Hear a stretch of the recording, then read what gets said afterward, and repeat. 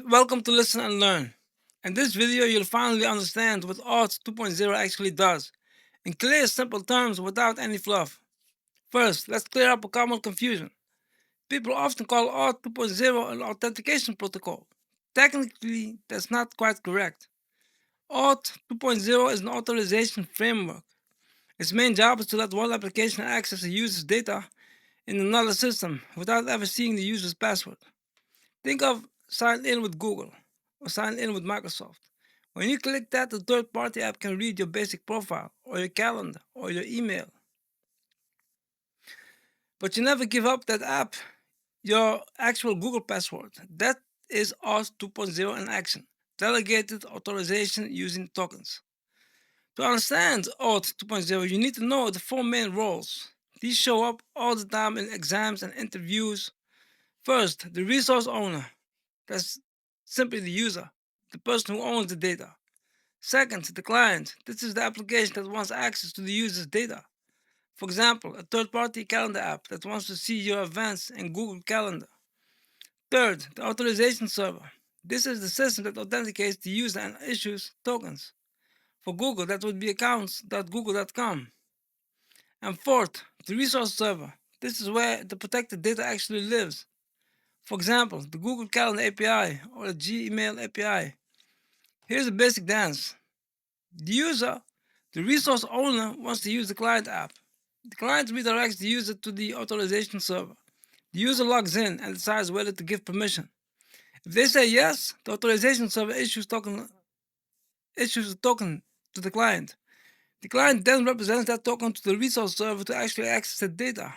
Now let's talk about the different tokens involved because these are crucial. The main one is the access token. This is a short-lived token that the client sends with each request to the resource server, often HTTP authorization header as a bearer token. If an attacker steals this token, they can use it as long as it's valid, which is why it's called a bearer token. Whoever bears it can use it. That's the way it is.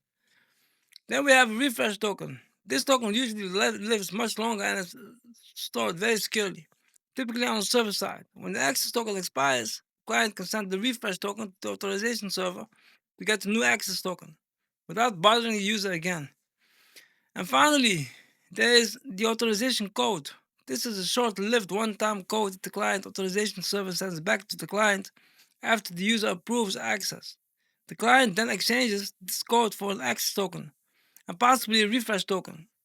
The authorization code is not the access token, it's just a step in between, designed to be safer. Now, how do these pieces come together in real flows? Question. The most important one for modern apps is the authorization code flow, usually PKCE. This is used by web apps, mobile apps, and single page applications. The client redirects the user to the authorization server. The user logs in and consents. The client receives an authorization code and then exchanges that code for an access token.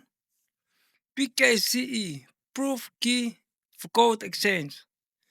As extra protection, the client generates a random secret called the code verifier and sends only a hashed version called the code challenge with the initial request. Now, later when it exchanges the authorization code for tokens, it must prove it knows the original secret.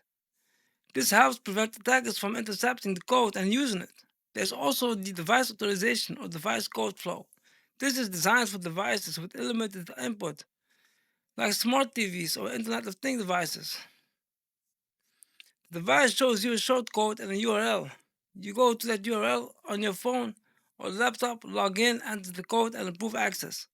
Meanwhile, the device keeps polling the authorization server, and once you approve, it receives its access token. Historically, there was also the implicit flow, where tokens were sent directly in the URL fragment. This is now considered insecure and is deprecated in OAuth 2.1, mainly because tokens in URLs are easier to leak or intercept. To wrap up, there are three security concepts you should remember. First, scopes. Scopes define exactly what the client is allowed to do. For example, read only access to email, but not write access. This implements the least privilege. Second, the state parameter. This is a random value the client sends with the initial request and checks again when the user is redirected back. It protects against cross-site request forgery and auth flows. And third, security token storage and validation.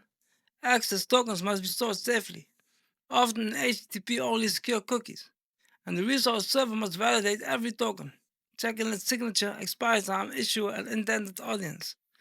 If you remember the four roles, the three main token types, the authorization code flow with PKCE, the device flow, and the IDs of scopes and states, you already have a solid exam-ready understanding of OAuth 2.0. Now, if you like this lecture of 5 minutes, drop a like. If you want to learn more, subscribe for future videos. Thank you.